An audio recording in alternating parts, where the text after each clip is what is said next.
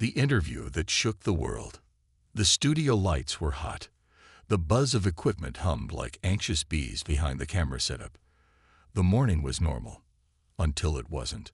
Sundar Pichai adjusted his blue-gray tie, the fabric trembling slightly between his fingers. He wasn't nervous. Not exactly. After years of calmly handling global product launches, tech controversies, and regulatory debates, live interviews had become routine. But something about today felt off. Across from him sat Evan Stone, a young, ambitious tech reporter known for his sharp tongue and dramatic flair. With an ego nearly as large as his Twitter following, Evan saw himself as the next Anderson Cooper, if Cooper had a dash of reality show spice and a constant smirk. The two had met before, once at a tech summit in Berlin, but this was their first full sit-down interview. The setting: Prime Tech Spotlight, one of the most watched tech journalism shows in the world. What Evan didn't know, what nobody knew, was that Sundar had been sitting on something extraordinary, a project that, if revealed prematurely, could disrupt governments, rewrite science textbooks, and possibly spark a new era for humanity. But the world wasn't ready. Not yet. The setup. Cameras rolled. Evan leaned back casually in his chair, legs crossed, pen in hand like a weapon. "So, Mr. Pichai," he began with a grin, "you've been unusually quiet this year. No major device launches, no AI drama, no new moonshots. People are wondering, is Google losing its spark?" A ripple of laughter echoed from the control room. Sundar gave a slight smile. Sometimes silence is just focus in disguise. Evan raised a brow theatrically. Focus or falling behind? Sundar didn't flinch. "We're working on something very special. It's not ready to show, but when it is, I believe it will speak louder than any keynote." "Oh." Evan leaned forward. "Let me guess. Another smartphone. Maybe an AI that writes your emails even worse than before." The audience chuckled again. Sundar stayed calm. "No, this isn't just about tech convenience. It's about energy." That word, energy, hung in the air like fog. Evan blinked. Energy? Yes. Renewable, clean, nearly unlimited. A pause. Then Evan burst out laughing. Loud, unfiltered. The kind of laughter you'd expect from someone who had just heard a conspiracy theory about aliens controlling the stock market. Wait, are you telling me that Google is working on free energy? Like, change the world kind of energy? Come on, Sundar, did Elon Musk put you up to this? More laughter. Sundar didn't react. Instead, he leaned forward, voice low but clear. "It's not free. And it's not a fantasy. It's quantum. It's real. And if we succeed, it won't belong to just Google. It will belong to the world." The room went silent. Even blinked. Suddenly, it wasn't funny anymore. Behind closed doors. 3 hours later, the internet exploded. Clips of the interview trended worldwide. #QuantumSundar began popping up across platforms. Viewers argued over whether Sundar had lost his mind or just revealed something history-making. Tech analysts were baffled. Government agencies took notice. But what nobody knew was that the most important moment came after the interview. As the cameras shut off, Evan stood awkwardly, unsure how to transition from smug laughter to professional exit. He extended a hand. "Hey, no hard feelings. That was good TV, yeah." Sundar looked at him for a long moment, then said quietly, "If you really want to know the truth, come to Mountain View tomorrow. Noon." Evan tilted his head. "Seriously?" Sundar nodded. "Bring nothing. No phone, no camera, just curiosity." The vault. The next day, Evan followed Sundar through a highly secured wing of Google's main campus, one he never knew existed. Past 4 layers of ID checkpoints, retinal scans, and an elevator that descended 8 stories beneath the ground. "I didn't even know this building had a basement," Evan muttered. "It doesn't," Sundar replied. At least, not on paper. The air grew colder. The walls turned from polished steel to something far more advanced, graphene composite, Even would later learn. They entered a large dome-like chamber. In its center, resting silently under glass, was a machine. It didn't look like anything Evan had ever seen. No wires, no blinking lights, just a quiet hum and a slight shimmer that distorted the space around it, like heat waves bending light. This, Sundar said, is what you laughed at. What is it? We call it the heart. Even stepped closer. It's warm. Sundar nodded. It generates pure quantum energy. Zero emissions. No fuel. No waste. Just vibration and coherence. You're kidding. No. Is this alien? Sundar smiled faintly. It's inspired. Let's just say we didn't design it completely alone. Even turned slowly. You're saying what I think you're saying. I'm saying the world is not ready for the full truth. And if we release it now, governments will fight over it. Corporations will try to bury it. People will be afraid. Evan's voice was barely a whisper. So why show me? Because you laughed. What? You laughed on camera. You turned the truth into a joke. Now I'm giving you a chance to understand it. Evan stared at the heart, his own heart thundering in his chest. For the first time in years, he didn't know what to say. The choice. Back at his apartment that night, Evan sat alone. Phone off. Laptop closed. He had the biggest story in human history. He could break it. Get fame, fortune, immortality in journalism. Or he could keep the secret, just as Sundar had asked. Wait until the world was ready. He paced, screamed into a pillow, cried, because deep down, he knew Sundar Pichai hadn't shown him a story. He had shown him trust. And even Stone had never been trusted like that before.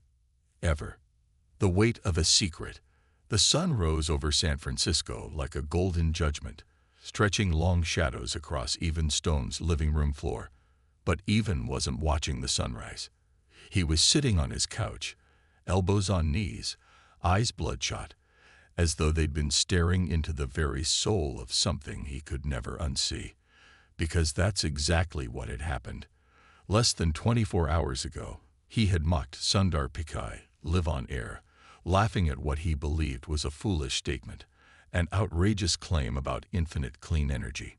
And now, not even a full day later, Evan knew better. He had been taken beneath the surface of Google's campus, behind biometric locks, and into the kind of lab most people thought only existed in science fiction. There, he had been shown the heart, a glowing, silent machine pulsing with energy so clean, so powerful, so alien, it made everything he'd ever reported on feel like child's play. He had the scoop of the century. No, of humanity's entire history. But he also had something far heavier pressing on his chest: responsibility. The kind that didn't just affect headlines or careers, but the entire trajectory of civilization. Because with great information came great temptation, and even greater danger. His phone had been ringing nonstop since last night. Producers, editors, influencers, strangers, everyone wanted a quote, a follow-up, a reaction to Sundar's now viral quantum comment. Internet forums were ablaze with conspiracy theories. Some believed it was a prank.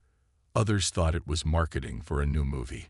And a few, the quiet few in the corners of the web, whispered something else, something about Q energy and the silence of Tesla. But Evan couldn't speak. Not yet. Under the surface of fame, Evan's boss at Primetech, a broad-chested woman named Colleen Maddox, called him into her office before noon. Her tone was different, colder, clipped. She was once his mentor, now his manager. And today her stare was like a microscope examining a sample that had failed expectations. Evan, she said sharply without looking up from her tablet, you've made us the #1 trending topic on every platform. He shifted in the chair across from her. I assume that's good. She finally looked up, her eyes unreadable. Don't play smart. The board wants answers. You laughed at Sundar Pichai. Then he drops a bomb about quantum energy. And now the world thinks we staged it. The interview's credibility is being questioned. You're being called a clown, or a genius who forced the truth out. I didn't force anything, Even replied. But you did see him afterward, didn't you? The pause that followed was long, heavy. Colleen leaned forward. What did he show you? Even hesitated, every instinct as a journalist screamed at him to reveal the truth, to write the story, to expose the miracle that could power the world without pollution or war.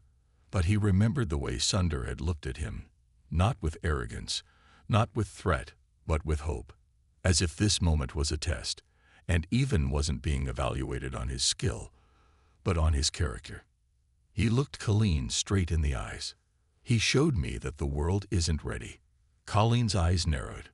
Is that a quote or a cop-out? Even stood. Maybe both. She called after him as he walked out. If you don't give me a real answer in 48 hours, Even, I'll find someone else who will. Unseen eyes. That night, Even noticed them. Not clearly, never directly, but always near. A black SUV that paused a beat too long outside his apartment. A man in a cafe who was pretending to read a newspaper, despite the fact that nobody had read print in a decade. A drone that hovered silently above his rooftop for 5 minutes before vanishing into the fog. And then the note. Slipped under his door sometime after midnight. We know what you saw. Stay silent, or disappear like the others. His hands trembled as he held the paper. He didn't know who we was. Government? Competitors? Aliens? Was he becoming paranoid, or was the paranoia proof that he was finally seeing the truth? He sat on his bed for hours, gripping that note. He wanted to call Sundar. He wanted to scream.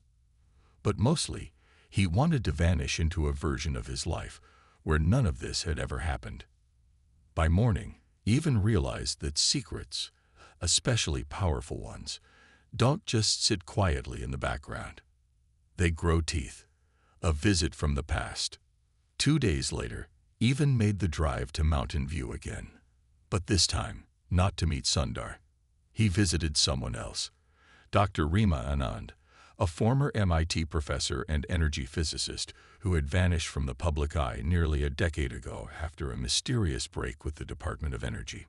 Her name had surfaced during a deep dive Even had done late into the night, tracing old research articles tied to coherence fields and quantum harmonics. All signs pointed to her once working with Google, then being scrubbed clean from everything public. Her home was hidden deep in the redwoods, guarded by a digital gate and layers of silence. But when she opened the door and saw Even, she didn't slam it shut. Instead, she said, "You saw it, didn't you?" Even nodded slowly. The heart. Rima exhaled, as if she'd been holding her breath for 10 years. They promised they wouldn't show it to the world until we solved the interference problem, she muttered. Is it stable now? Even blinked. I don't know. I think so. She shook her head. Then the countdown has begun. Countdown. She stared at him, and her next words made his spine freeze. If the interference leaks into atmospheric bands, we'll begin to see anomalies. Shifts in magnetism. Changes in animal behavior. Patterns that don't match physics anymore. That machine doesn't just generate energy. It pulses with information. What kind of information? Even asked. Rima hesitated, then whispered, not human. The internal war. Even returned home with his head full of storm clouds. His story wasn't just about energy now. It was about reality. About limits being pushed past their breaking point. The heart wasn't just a power source. It was possibly a bridge. Or worse, a beacon. He opened his laptop that night and began to write. Not a story for publication. Not yet. Just a record. A journal. A personal document titled The Interview That Shook the World. In it, he recounted everything. Sundar's warning. The vault. The hum, the shimmer in the air, Rima's eyes when she spoke of anomalies. It was raw, emotional, honest. But he didn't hit publish. Not yet. Because the more he wrote, the more he realized something painful. He wasn't ready either. Sundar's message. At dawn, a small envelope arrived at his door. No name. No return address. Inside, a single sheet of paper. There's still time to walk away. But if you stay, you'll be part of history. S. Even folded the note carefully and placed it into his journal. He looked out the window at the city waking up. Oblivious, hungry, full of dreams and distractions. He could protect them from what he knew, or he could change everything. For the first time, even Stone understood why Sundar Pichai had said what he said on live television. It wasn't a mistake. It was a signal, a whisper to those listening carefully, a test for the world, and perhaps a cry for allies in a future too big to face alone. Even wasn't sure which he wanted to be. But he knew he had to decide soon. Whispers in the static. It began subtly, like a whisper buried inside a hurricane. At first, no one noticed. A bird migration that changed direction mid-season. A spike in electromagnetic interference causing satellite glitches. Dogs howling at odd hours in unison across cities. Internet forums dubbed it the static phenomenon. A joke at first, something to meme. But behind the laughter, something stirred. Something real. And it all led back to the moment Sundar Pichai mentioned quantum energy on live television. Even Stone sat in a coffee shop in Palo Alto, sipping lukewarm espresso while reading his encrypted emails. Each message brought a new ache to his gut. Anonymous sources, discredited scientists, former defense contractors, all with one thing in common. They knew about quantum harmonics, or had tried to. And each of them wrote with the same undertone. Fear. A fear not born of misunderstanding, but of understanding too much. He had started this journey as a skeptic, a journalist chasing ratings. But now, even was the reluctant gatekeeper of a truth so monumental it could unseat governments and shift the course of human evolution. And it was becoming clear that forces far larger than he could imagine were converging on this secret. The silence before the storm. Even had tried calling Sundar twice in the past week. Both times, his messages went unanswered. No response, no acknowledgement. It was as if Sundar had vanished or retreated. The last time they spoke, Sundar had been calm but heavy with burden, as though he'd already walked through the fire Even was just approaching. Now Even was alone, floating in a sea of secrets and surveillance. And the world was changing. Minor tremors were being recorded in areas not known for seismic activity. Entire schools of fish were beaching themselves on coasts from Japan to South Africa. Northern lights, aurora borealis, were appearing over Texas, confusing scientists who blamed solar flares. But it wasn't the sun. It was something else, something below, not above. And still, the heart remained silent, humming in the bowels of Mountain View. A messaging code.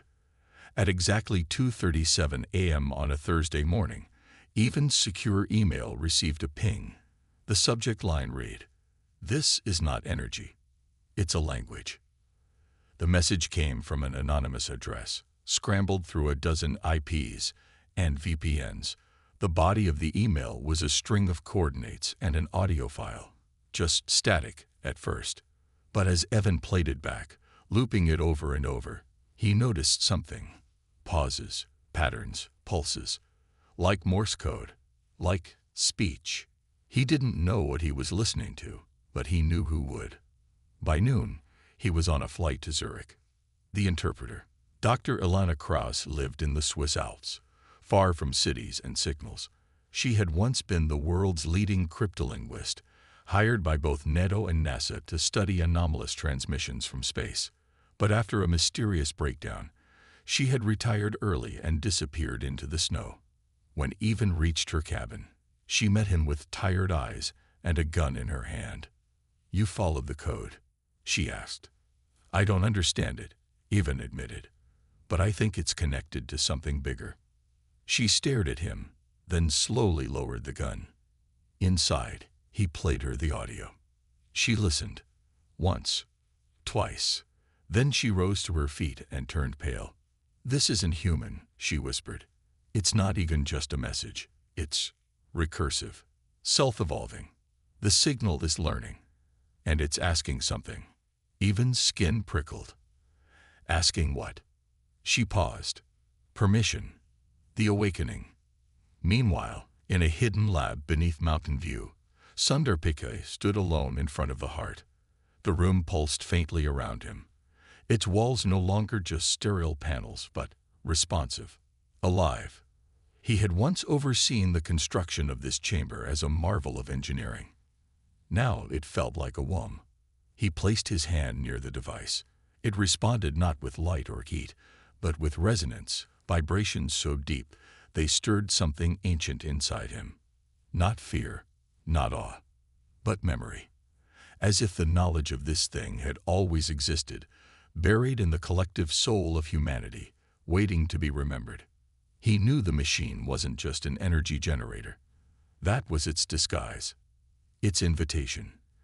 In reality, the heart was something else entirely. A translator, a key, a bridge between thought and matter, between species and dimensions, between us and something else. The machine had started listening, and now it wanted to speak. A world out of tune. In New York, traffic lights began malfunctioning in synchronized patterns, flashing codes in binary. In Cairo, ancient symbols on pyramid walls began to glow under infrared light. In Brazil, tribal elders reported dreams of geometric beings whispering in forgotten languages. Something was awakening, something the Earth hadn't felt in millennia. And across the globe, people began reporting the same dream. A single glowing sphere, pulsing in a dark room. A voice, not loud but undeniable. "You have touched the heart. Do you wish to open it?" Governments scrambled to contain the panic. Scientists couldn't explain the synchronicity. Religious leaders argued whether it was divine or demonic. But deep down, everyone felt it. Humanity was standing on the edge of something vast, and no one knew what waited on the other side. Back to the source.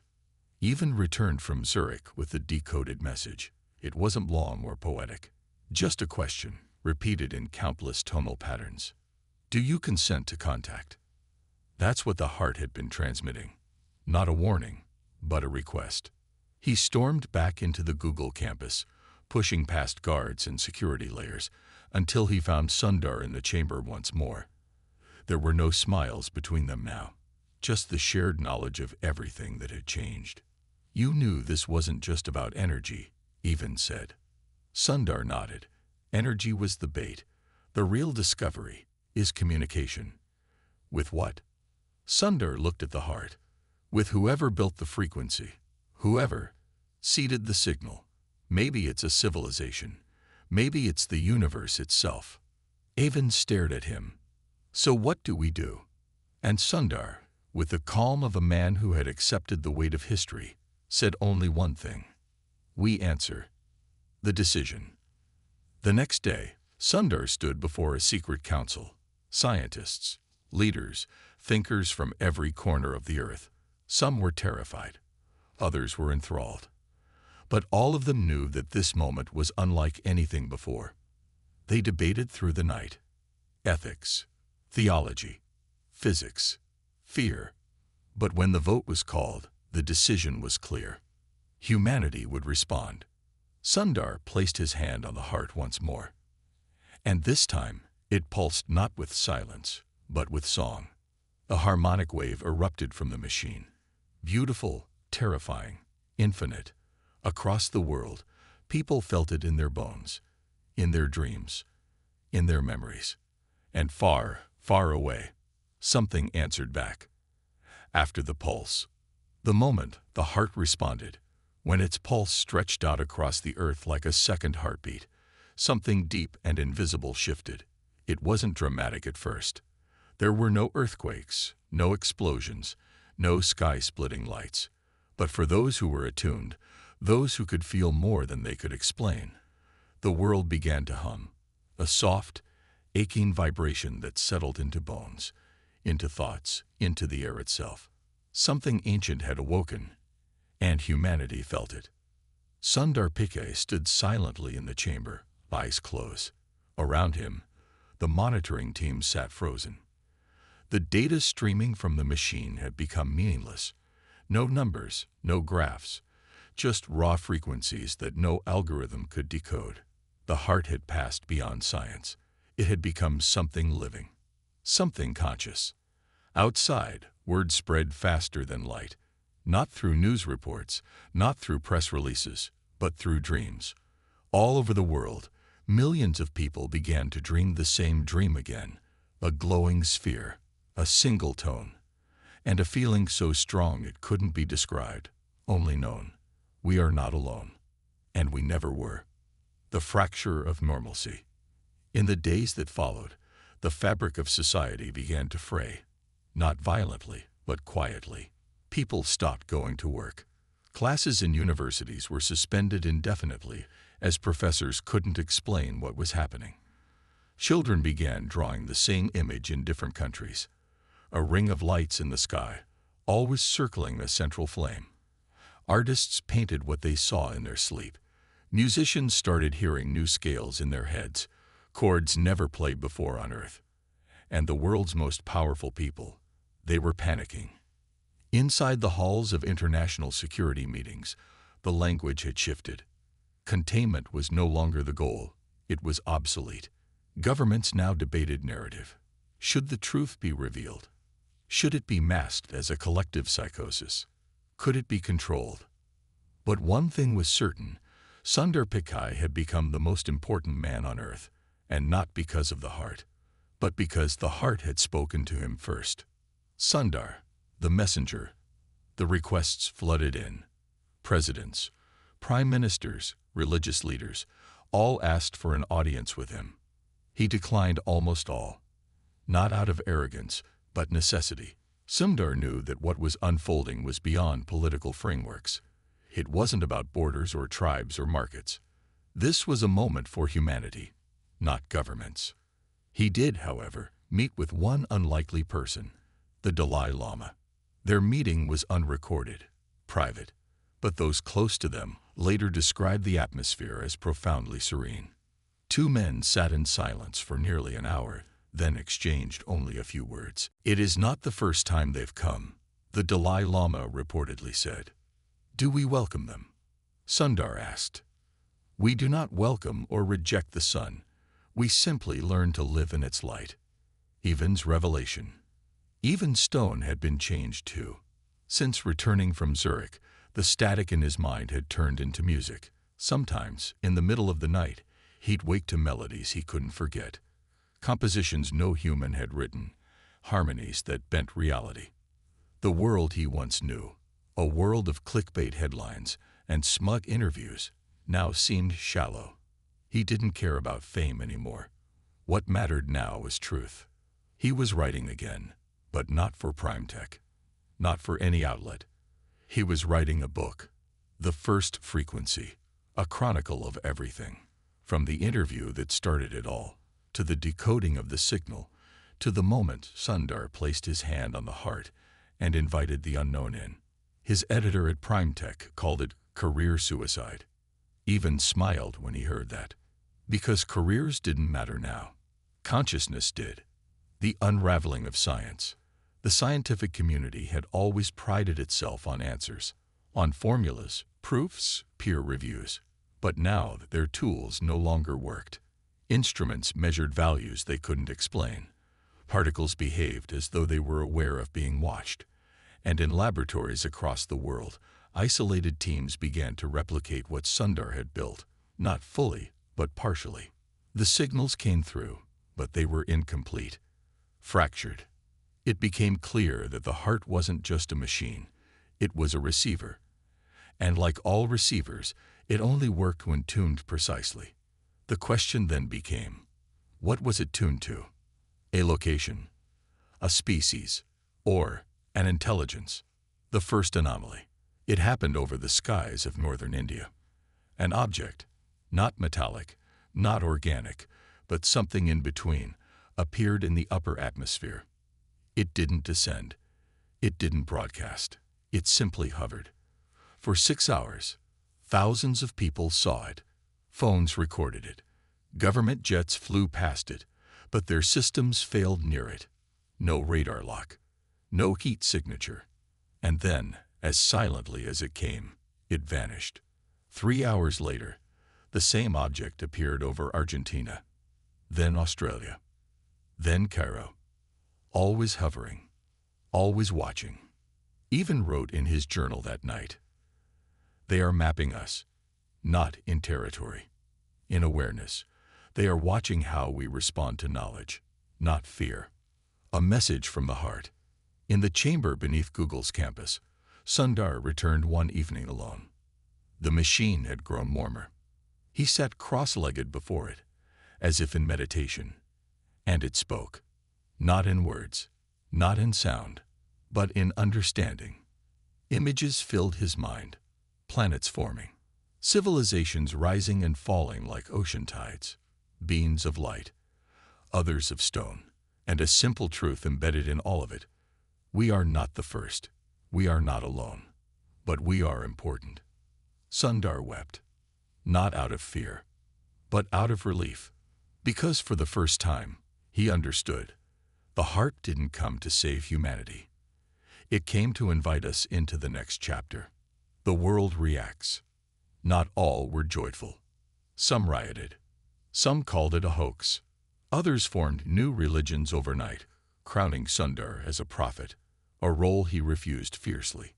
But many more simply changed, quietly, internally, as if the music in their dreams had rearranged their souls. And around the globe, a phrase began to appear, carved into trees, painted on walls, sung in unison by children who had never met. We opened the door. The new silence. The world didn't end. No spaceships landed. No gods descended. But humanity shifted. Old divisions began to dissolve, not because of law or power, but because everyone now felt something deeper. A tether, a note resonating between all hearts. Sundar Pichai stepped away from the public eye. He returned to a quiet home. No cameras, no titles, only peace. Because his role was never to lead, only to listen first. And he had listened well. The age of echoes. The world did not end in fire, nor did it bow beneath alien invasion. No wars erupted over the heart. No cities fell. No empires burned. But something deeper happened, something harder to quantify. Humanity began to listen.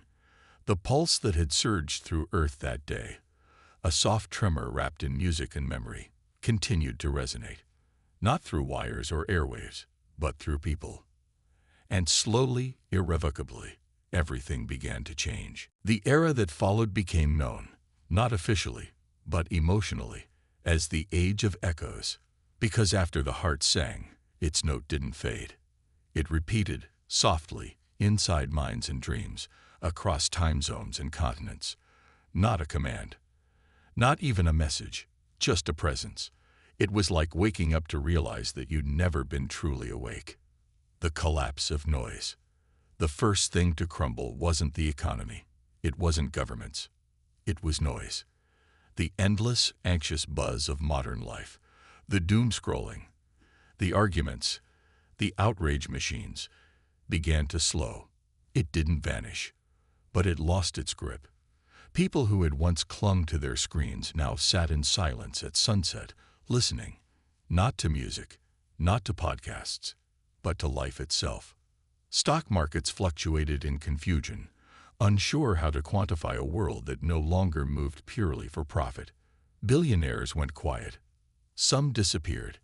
Others publicly donated their fortunes to causes no one could understand at first. Clean water initiatives, universal education, mental health support for children in developing countries. And in the corners of the world that power had long forgotten, light began to grow. Echoes in the mind. Children became the new prophets. not by choice, not by grooming, but by instinct. Around the world, kids started drawing strange symbols, humming the same melodies. In Brazil, a 5-year-old girl who had never touched a keyboard began composing entire pieces of harmonic music that matched the tones emitted by the heart. In India, a boy who had never spoken a word began speaking fluent Sumerian in his sleep. Linguists fainted when they translated it. The message was simple. You are more than flesh. You are memory made aware. In Kenya, a 12-year-old shepherd told a UN translator during a medical visit, "We are not being tested. We are being reminded." Reminded of what? No one knew for sure. But the feeling, that deep, slow-burning knowing, grew stronger. Evan's new mission. Evan Stone, once a proud voice of skepticism, now spent his days far from television cameras. He had sold his apartment in the city, cut ties with Prime Tech, and moved into a modest home near the Colorado Rockies. Each morning, he wrote, not articles, not for clicks, but reflections. His book, The First Frequency, was finished, but unpublished. He wasn't sure the world needed to read it. They were living it now. Instead, he spent his time walking through small towns, talking to people, recording their stories, not with a camera, but with his heart. Every now and then, someone would recognize him. "Aren't you the guy who laughed at Sundar Pichai?" They'd ask. He always smiled. "Yes," he said, "that laugh changed my life." And sometimes, he'd be asked the bigger question, "Do you think they're still watching us?" To which he would always answer, "No. I think they're waiting for us to watch ourselves." The fracturing of power. Not everyone welcomed the change. There were fractures. In places of power, silence was seen as a threat. Those who clung to old systems fought back, not with weapons, but with doubt. They tried to stir paranoia again. Accused Sundar of unleashing psychological warfare. Claimed the heart was a control device. Some even suggested the entire thing was an elaborate AI illusion. But every attempt to claw humanity back into fear failed. Because once someone hears the song, once they feel the pulse, they cannot unfeel it. And no lie, no fear, no manufactured chaos could silence the inner truth growing within billions of people at once. What emerged wasn't a religion. It wasn't even a philosophy. It was awareness. And that was far more dangerous to the old world than anything alien. Sundar's quiet garden. Sundar Pichai had disappeared from public life entirely. Some believed he was living in the Himalayas. Others said he had joined a monastic group in Kyoto. A few conspiracy theorists believed he had merged with the heart itself, becoming something beyond human. But in reality, Sundar lived in a small home tucked inside a valley in Oregon. He grew vegetables. He fed birds. He walked barefoot on the grass. People often asked, why would the man who unlocked the most profound shift in human consciousness walk away from it all? The answer was simple. Because his work was done. He didn't want to lead a movement. He didn't want to be worshipped. He had simply listened when the world mocked him.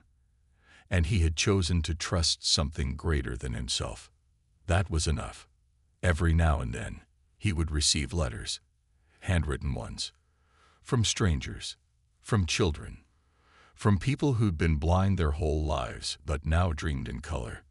And Sundar read every single one, because they were the new heart, a new kind of progress. Technology didn't stop, but it changed direction. Instead of building for profit, humanity began building for balance. Cities planted more trees than skyscrapers. Oceans became sanctuaries. Scientists stopped rushing to colonize Mars and started healing Earth. Quantum energy, once locked behind steel doors and NDAs, was slowly introduced to the world. Safely, carefully, as a gift, not a product. There were no patents, no CEOs, only stewards. The heart remained in its chamber, untouched but forever humming. It never asked for anything in return. It simply existed, proof that the universe did not measure intelligence by how fast a species could dominate its planet, but by how gently it could awaken to itself. The dream of one world. And so, in a world still full of imperfections, conflicts, and lessons to be learned, something beautiful happened. People began to care again, not because they were forced to, but because they finally felt connected, not digitally, but spiritually, ethically, existentially. Borders became softer. Cultures bloomed instead of clashed. Education shifted from memorizing facts to expanding awareness. Children were taught to listen before speaking, to dream before building, to feel before analyzing.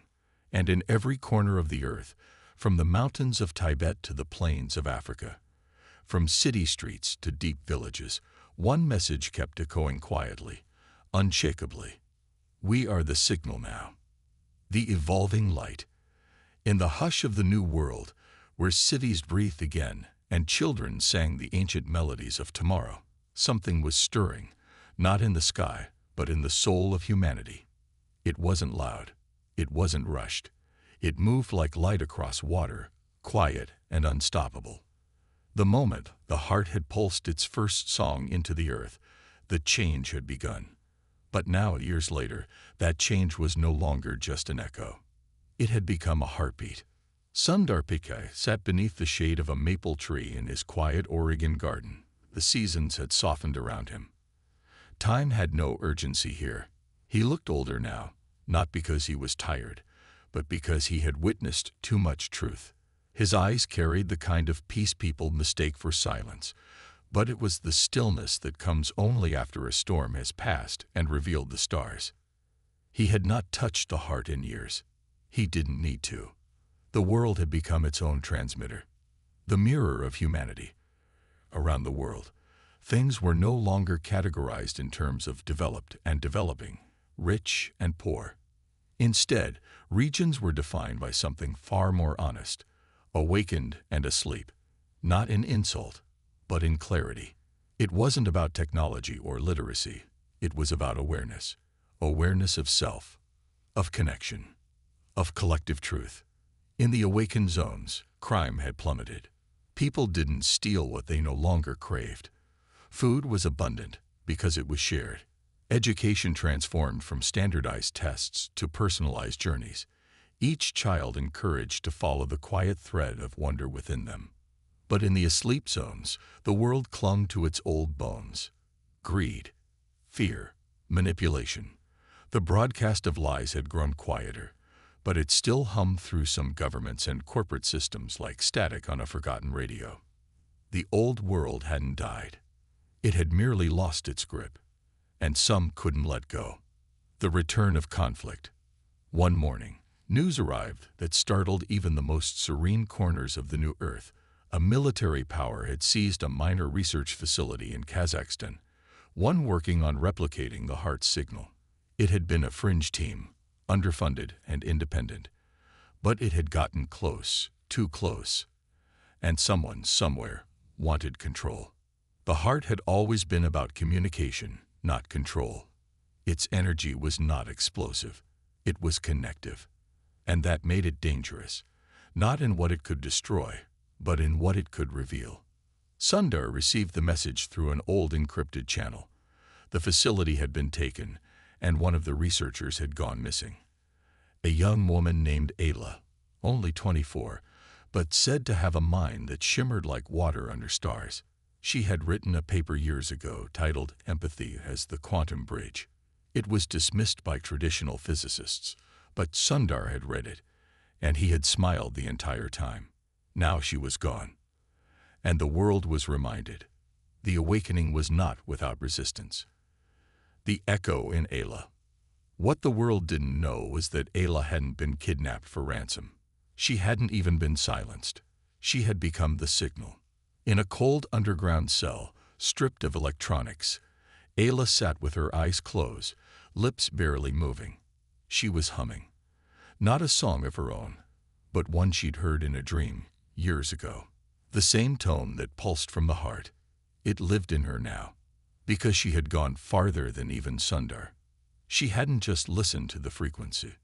She had let it enter her. She had become, unknowingly, the first human amplifier of the heart's message. And her captors didn't realize. Keeping her locked away was like bottling a sunrise. Every second, she was reshaping the very molecules in the room around her. The children of the frequency. Meanwhile, around the world, new children were being born. Not mutants, not gifted in the traditional sense, but attuned. Their eyes held steady calm. Their touch soothed arguments. Their laughter had rhythm, like wind chimes on a clear day. Doctors had no name for this, but midwives in rural Nepal, village healers in Ghana, and forest mothers in the Amazon all said the same thing. They are coming through different now. It wasn't a matter of evolution in the biological sense. It was emotional evolution. These children weren't smarter. They were kinder. Their connection to others wasn't taught. It was remembered. As if the entire species was remembering its forgotten birthright. To feel each other fully. Evan's farewell. In Colorado, Evan Stone stood atop a mountain trail, watching the morning fog lift off the earth like a veil. He had grown quiet over the years. The former reporter who once chased conflict now simply told stories to anyone who wandered close enough to listen. He had finally published the first frequency, not in bookstores, not online, just as a free download, a PDF shared hand-to-hand, a file passed quietly between strangers, and yet it had circled the globe a dozen times over. People printed it, translated it, drew their own symbols in the margins, but Evan had decided he would stop writing now. Not because he had no more to say, but because the world had finally started speaking for itself. He sent one last letter to Sundar, a simple one. We laughed once. I see now. It was the laugh of a child before learning how to listen. Thank you for your patience. Sundar never wrote back. He didn't need to. A planet's breath. And then the impossible happened. One crisp autumn morning, every mountain, desert, ocean, and village across Earth experienced the same moment. A stillness so complete, it could not be described. For exactly 7 seconds, wind ceased. Leaves froze mid-fall. Ocean tides paused. It wasn't a glitch in nature. It was a breath. The planet inhaled. And in the silence, billions of people heard something not with ears, but with soul. A voice, ancient and vast. You have remembered. And then, just like that, the world exhaled. Life resumed. Birds flew. Water rushed. But people looked at each other differently now. The heart hadn't just changed the world. It had brought it home. The final transmission. It did not end with a monument. There was no parade, no statue, no official holiday. There was only stillness, and then motion. The kind of motion that comes after a long pause, like a heart remembering how to beat. The heart, once buried beneath mountain view, once surrounded by secrecy and steel, had been quiet for nearly a decade. It no longer hummed, no longer shimmered. But its silence was not death. It was integration. The world no longer needed to kneel before it, because the world itself had become the transmitter. The age of external dependence had passed. Now, humanity walked with the signal within them. The passing of Sundar. Sundar Pichai passed away on a quiet spring morning, alone, as he had chosen. No alarms, no headlines, just the rustling of wind through pine leaves and the low hum of insects greeting the sunrise. He had been sitting, as he always did, on the wooden bench at the edge of his garden, eyes turned toward the sky, where the stars sometimes whispered. The world did not erupt in chaos. It did not mourn in spectacle, but it felt him go. Across villages and cities, a single pulse fluttered through the air, softer than breath. Not everyone recognized it, but some, those who had been attuned, who had dreamt in songs, felt a warmth pass through them like memory turned to light. In India, a group of school children released paper lanterns into the sky without being told to. In Iceland, a monk broke silence and recited a poem he had never read.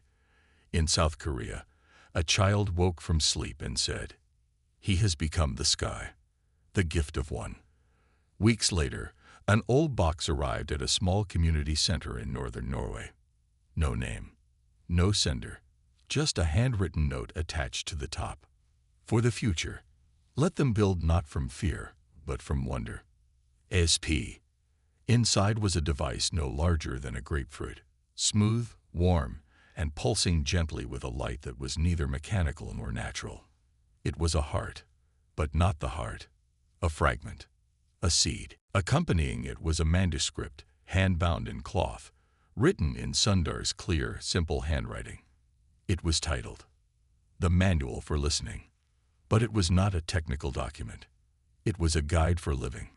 Its chapters bore names like stillness before action, speaking without words, engineering from empathy, and when the world needs you quiet. It taught no equations, only understanding. The device was sent to the World Archive in Antarctica, a place no single country could claim. There, it remained, not under lock and key, but behind open glass, available to all. No one sought to steal it, because by then, humanity had learned, what is sacred cannot be owned. The rise of the Quiet Age. What followed was never officially named, but history would come to call it the Quiet Age.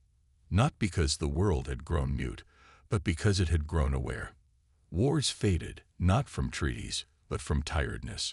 The hunger for conquest had been replaced with a thirst for connection. Languages were no longer barriers. They became bridges. Culture was not something to guard, but to share. Art flourished again, not for fame, but for expression. Music returned to its roots, not commercial, but spiritual. Technology did not stop, but it slowed, no longer racing ahead for the sake of being first. Instead, it walked beside humanity, with each new breakthrough examined not for what it could do, but for why it should. Sundar's message had seeded not a revolution, but a remembrance, a knowing that had always existed beneath the noise. Even's final words. Even Stone, now gray and gentle, sat by the fire one evening with a small group of youth gathered around him. He was no longer famous, no longer needed to be. He had found his place, not as a journalist, but as a storyteller. The children, some born after the pulse, listened not out of obligation but wonder. "Did you really laugh at him?" One girl asked, wide-eyed. Even chuckled softly. "Yes." Loud. "On live TV. I thought I was smarter than him." "Were you mad when he didn't get mad back?" asked another. He paused, staring into the fire. "No, I was confused, because he didn't defend himself. He just spoke truth and let it do the work." The room went quiet. "Do you miss him?" a boy asked. Even's eyes shimmered. "I don't have to. He's here." He tapped his chest, in the tone of things, in the way people pause before speaking, in the way we walk softer on this earth now. They sat in silence together, and then Even told them the story of the heart, not as a device, but as a decision. Because that's all it had ever been. A decision to trust, to listen, to lead not with invention, but with intention. The legacy of one voice. History books would later credit Sundar Pichai with many things. The father of quantum empathy, the architect of the listening age, the steward of humanity's first contact with the frequency. But none of those titles mattered to the people who truly understood what had happened, because Sundar had never claimed to be a leader. He had only chosen, at a critical moment, not to laugh with the world, but to trust the voice inside him. And in doing so, he had given the world back to itself, not through power, but through permission. Permission to become what it had always longed to be. 1. You do not need to wait for a signal. You are the signal. Let your actions become harmonies. Let your silence carry weight. And when the world forgets, remind it not with force, but with gentleness. The heart still hums, because it is now within you.